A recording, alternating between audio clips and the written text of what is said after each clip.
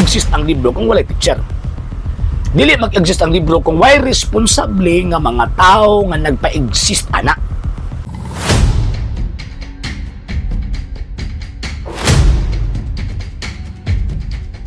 Mayong adlaw kaninyong tanan mga sir ug mga ma'am. So karon gusto nako ba nga ihatag ang mga puntos ug kanabitang mga butang nga diin subay sa baruganan Santa Iglesia Katolika Apostolika Romana concerning sa approach nato niining maong libro nga gitawag og balaang kasulatan or Biblia. Atong hinumduman kanang manggong libruha kanang gitawag og Biblia, wala man gud nagparachute ikag langit padung kalibutan. Niagi man gud siya og tawag ini nga proseso. Nga diin nga ang mga tao nga gipili sa Ginoong Dios iyang gigamit aron ma-provide ng maong mga basahuna. And for the first 1,000 years sa kinabuhi sa gitawag og mga Hudyo, wala sila gibit-bit nga mga libro. Kaya mga scrolls man to.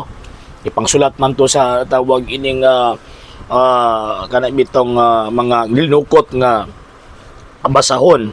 And at the same time dili pareha kaniadto o dili pareha karon ang mga libro kaniadto kay sa kuan nang giingon unlike karon ang maong gitawag og daghang mga libro giusa naman nga mamahimong usa ka libro nga ang title niya or gitawag niya nga Biblia. And at the same time ang pagtawag man gud ana is wala man gud gitawag ni bisan kinsa nga tawagon ng Biblia kanang Old and New Testament. Ang simbahang Katolika na ang nagtawag ni ana. So sa may ako ang gitawag og punto.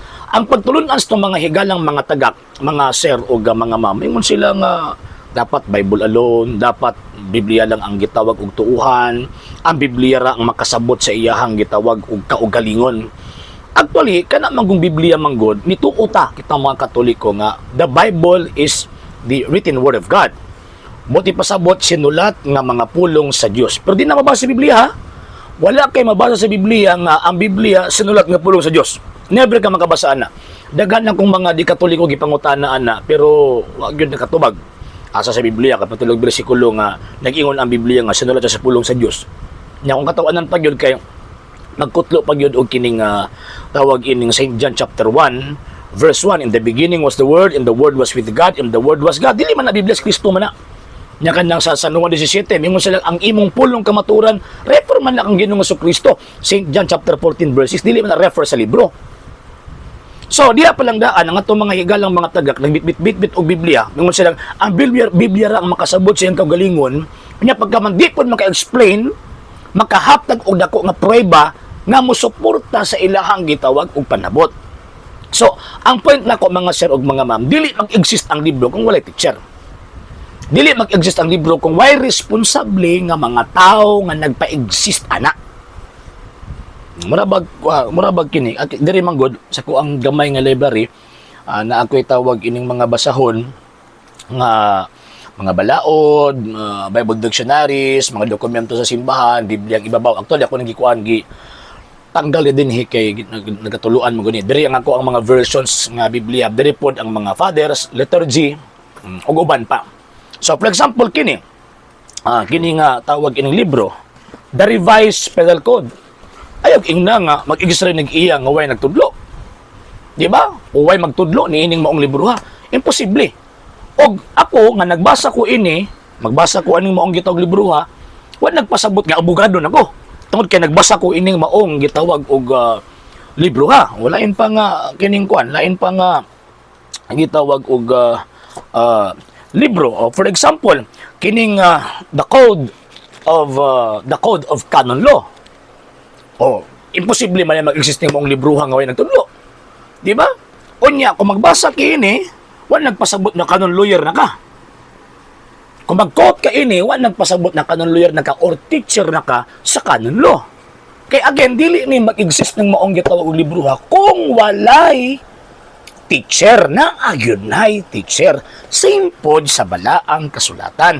Ato ning kung ano mga sir ha. Same pod sa gitawag og balaang kasulatan. Nag-exist ang maong libro na ay teacher. So pangitao nato na ang teacher. Kaya nga naman kay imong pinigulong sa Kristo Saint Matthew, ang kaon mo mani ba? Saint Matthew, chapter 28, verse 20, tudloi sila sa tanan nga akong gisugo ninyo. So, buti pasabot na ay gipili si Kristo nga mga teachers nga mo ay mo tudlo concerning siyang teachings apil ning gitawag og Biblia. Asa man ang mga teachers karon? Kada mga pundok, mga sekta, mga sulpot nga mingbuto lang after gitawag og 16th century. No, sir, no, ma'am. Dili yun na mahitabo nga mauna sila. Kaya ang Biblia nag-exist na before pa nang gawas ang ilang pundok. Munang, kung di mo mutusin ba ang Katolika, pangitaan ninyo ang kanang maong iglesia nga diin mo ay mutudlo concerning ining libruha nga gitawag og Biblia.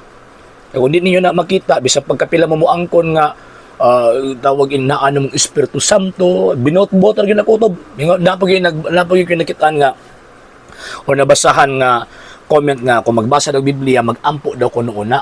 O kanang mga 45,000 Christian sects be, mga sekta.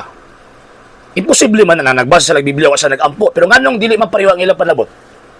So, buti pasabot, lain-lain ang espiritu nga ilang nga dawat. Dili tong espiritu sa kamatuuran nga gitudlo ni Ginoong Jesucristo. Kang espiritu sa kamatuuran, magtudlo man sa gitudlong Kristo, magpahinumduman. Na sumal pa sa Pablo, Ephesians chapter 4, verse 4 to 5, ang panin Saint Paul, may usa ka pagtuo, usa ka bautismo, usa ka Ginoo. So, kung usa ng Espiritu Santo, ang ilang nga dawat, sa diyan nagbasa sa Biblia, dapat nakasinabot sila. Pero nga naman nagkasinabot, nga naman kay dili Espiritu Santo ilang nadawat, kung dili Espiritu Tunto. Mao na nga akong pangitaon ang iglesia ang gitukod ni Kristo. Sa kudang gingon, kung di na Katoliko, din i-provide ninyo. Kinsa lang mong iglesia din pagkawan atong tan-awon ang iyang kasaysayan kay para makita nato nga mao ba gyud ni ang iglesia ang gitukod ni Kristo. Okay? Sa hindi pa po nakapag-follow sa mga pages po natin, i-follow nyo po yung mga pages po natin, RJ Horolanciano II, TV Apolia Punto Argumento page, Kuya Apologies TV page, and RJ's Vlog 2022. And pwede rin po kayo mag-send po dyan ng Facebook stars. And also, sa atin po mga channels, sa hindi po nakapag-subscribe, i-subscribe po ninyo yung mga channels natin, The Lay Catholic, Apologies International Official, RJ Sano II TV, Kuya Apologies TV, and Barrio Kawayan Religious Forum. And pwede rin po kayo mag-send po dyan ng super sticker, super chats, and super thanks. And maraming salamat po sa mga kapatid at mga Katoliko na ulis pong tumutulong sa programa po natin. Maraming salamat po. Nang dahil po sa tulong at suporta po ninyo, ang programa pong ito, until now, andito pa rin po sa social media. And until now din po, nangangailangan pa rin po tayo sa tulong at suporta po ninyo dahil wala po kami magagawa rito mga sir, mga ma'am, kung wala po yung tulong at suporta po ninyo. Sa gusto pong tumulong, sa gusto pong sumuporta, pwede po ninyong ipadala ang tulong at suporta po ninyo sa pamamagitan po ng ating mga account numbers dyan po sa ating pong screen. And pwede niyo po kaming i-message sa ating pong page kung via remittance po yung papadala po ninyo. Maraming salamat po in advance.